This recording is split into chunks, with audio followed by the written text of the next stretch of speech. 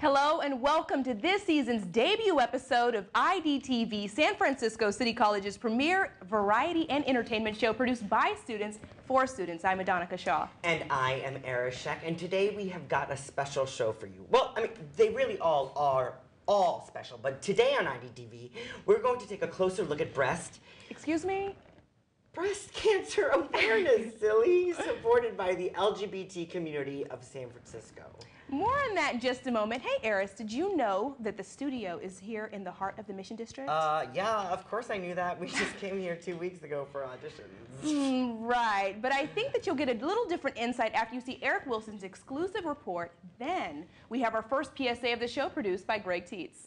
Greg has found a fabulous way to choose which local charity benefits when you donate to a community thrift store. And don't you just love fashion? Sure do, and combined with charity, it's definitely a win-win. But first, let's check out some of the wonders behind the fascinating Mission District. Here we are in the year of your Lord, 2010.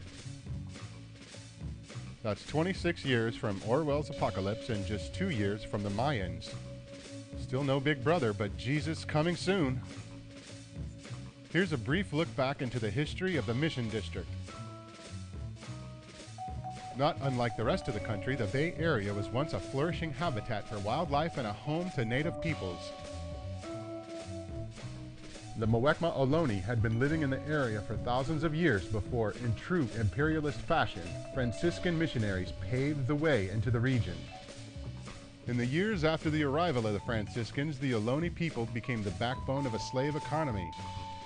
True to historical trends, the Ohlone were nearly driven to extinction in a few decades. The Franciscans settled to build Mission Dolores on the shore of what was once a lagoon, smack dab in the middle of what's now the Mission District. San Francisco was becoming the epitome of manifest destiny. The discovery of gold in the region brought thousands prospecting for fortune.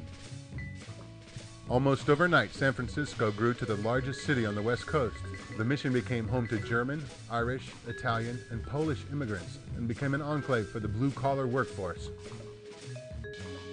In the aftermath of the 1906 earthquake, the Mission was relatively untouched, making it prime real estate for businesses and people looking to rebuild. The Mission remained a predominantly white area until around the 1940s, when an influx of Latin American immigrants initiated White Scare. The majority of the white community flees from the Mission. In 1961, some genius at El Faro Taqueria wraps the normal contents of a burrito with the addition of rice, sour cream, and guacamole. The simple yet genre-defying super burrito is born. The 1970s see the advent of the Chicano art movement. Murals celebrating Latino culture enliven the neighborhood. Attracted to the diversity, creative minds begin to move in the area to cultivate culture, art, and music.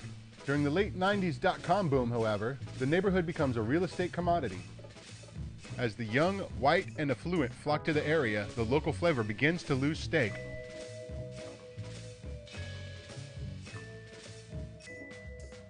Today, the Mission is a thriving neighborhood where music, art, and culture collide. Although the threat of gentrification looms overhead, the resident community works together to keep the establishment at bay and to keep the Mission a unique and positive representation of the city as a whole.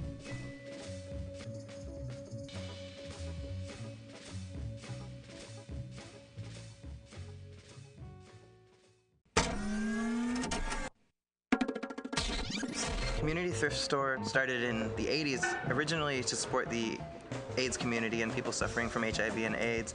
And we've grown to include over 200 charities now. What I think is really unique about this thrift store is that you have the option to choose where you want the money to go. One of our local charities is La Casa de las Madres, which is San Francisco's first domestic violence shelter for women and their children.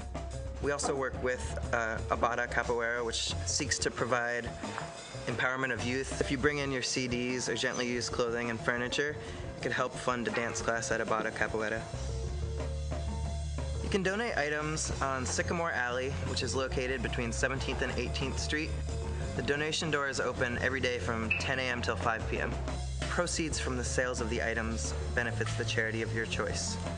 We work with over 200 charities throughout the Bay Area, and all our charities and links to their websites can be found on our website, which is communitythrift.sf.org. What a great PSA. Wonderful job, Greg. Folks, we have a special guest here. It's Pablo Velez in the studio today. He's actually going to perform his story about two teams, Once Caldas from Colombia and Boca Junior from Argentina.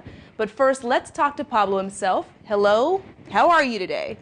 I'm fine. Thank you, Adonica, for having me here. Okay, well, why don't you tell us a little bit about when you became interested in storytelling?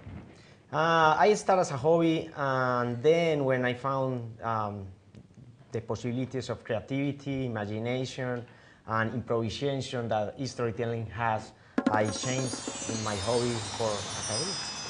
Wonderful, wonderful. So do you think that's possibly like why you started writing your stories? Because the career was so intriguing itself, and you know, in terms of your writing, what do you want people to take away from that? What do you want them to feel from your writing? I want people to think about the possibilities of writing and tell their own histories. Anyone can do it, and it's a really powerful experience to write your histories and to tell your history, and anyone can do it. Wonderful, wonderful. So in the video here, you know, you see a lot of young kids, you're teaching kids. So what actually got you to start teaching others to do this? I mean, I know that you're passionate about it, but what started, you know, you getting young women, or excuse me, young children involved in this type of art? So. I want to teach, I want people to learn the possibilities that I talked about. Like when you tell your own histories, that is a mechanism of empower yourself. Wonderful. And that's what I'm looking for. Wonderful, wonderful. And finally, I have one more question. I'm sure you get it all of the time, but why do you have your stories in Spanish opposed to English? Well, because we live in a multicultural society, and we need multicultural exposure, and tell the histories in Spanish is a way to say, to make realize that we are in a multicultural society, and we don't have to create walls or barriers for Wonderful. that. Wonderful, wonderful. Now we have an amazing performance. Let's take a look. El secuestro del viejo Antonio. Goles son amores. Habíamos planeado el secuestro del viejo Antonio porque el viejo Antonio nos dijo que el mismo día de la final saldría muy temprano para la finca de su hermano. Como no tenía carro, le pedimos un bus prestado al tío de Juan Sebastián. Juan Sebastián mismo manejó el bus, en el cual recogimos al viejo Antonio muy temprano en la mañana. Ya habíamos averiguado el itinerario.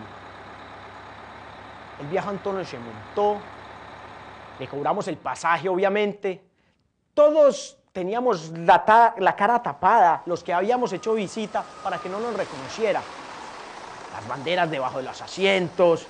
Cuando el viejo Antonio notó que el bus no cogió por el desvío que llevaba a la finca, el viejo Antonio preguntó, ¿y ¿para dónde vamos? Juan Sebastián, magnífico. ¡11! El viejo Antonio, ¡irresponsables! ¡Me van a matar! ¡Me van a cerrar un infarto! ¡Yo no voy al estadio! ¡11! ¡11! El viejo Antonio, dándose cuenta de cuál era su destino, de los pies a la cabeza, tomó una bandera. That was an awesome, awesome, awesome performance, Pablo. Wonderful. Thank you so much for joining us. Now let's check out some of City College's sports with Andrea Medina in a Sports Minute.